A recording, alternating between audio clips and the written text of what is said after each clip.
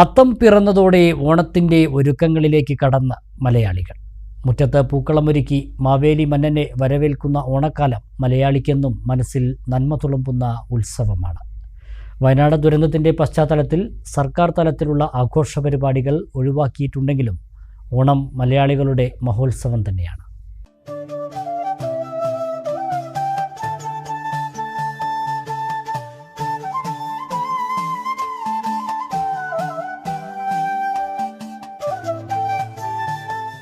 ഐശ്വര്യത്തിന്റെയും സമ്പൽ സമൃദ്ധിയുടെയും ഗൃഹാതുരമായ ഓർമ്മകളുമായി വീണ്ടും ഒരു പൊന്നോണം എത്തുന്നു. അത്തം പിറന്നതോടെ മലയാളികൾ ഓണാഘോഷത്തിന്റെ ഒരുക്കങ്ങളിലേക്ക് കടന്നു. കള്ളവും ചതിയുമില്ലാതെ മാലോകരെല്ലാം സന്തോഷത്തോടെയും സമൃദ്ധിയോടെയും ഒരുപോലെ വാണിരുന്ന മാവേലി നാടിന്റെ മധുരസ്മരണകളാണ് ഓണം സമ്മാനിക്കുന്നത്.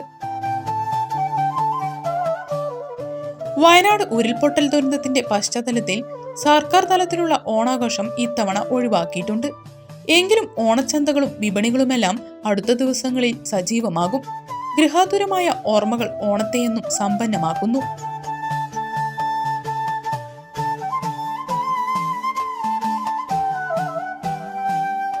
കാലത്തിനൊത്ത മാറ്റങ്ങൾ ഓണാഘോഷങ്ങളിലും വന്നിട്ടുണ്ടെങ്കിലും ലോകമെമ്പാടുമുള്ള മലയാളികളെ ഒരുമിപ്പിക്കുന്ന ഉത്സവമാണ് ഓണം. പൂക്കളവും പൂവിളിയും ഉത്രാടപ്പാച്ചിലും ഓണക്കോടിയും തിരുവോണ സദ്യയുമെല്ലാമായി സമ്പന്നമായ സംസ്കൃതിയുടെ നിറവിൽ ഓണത്തെ സമൃദ്ധമാക്കാനുള്ള ഓട്ടപ്പാച്ചിലാവും ഇനിയുള്ള 10 നാൾ.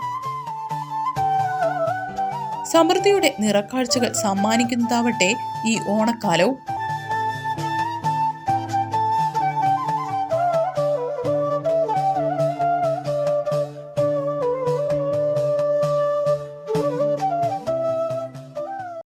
ആഘോഷങ്ങളുടെ ഓണം, അതിശയങ്ങളുടെയും കവിത ഗോൾഡൻ ഡയമണ്ട്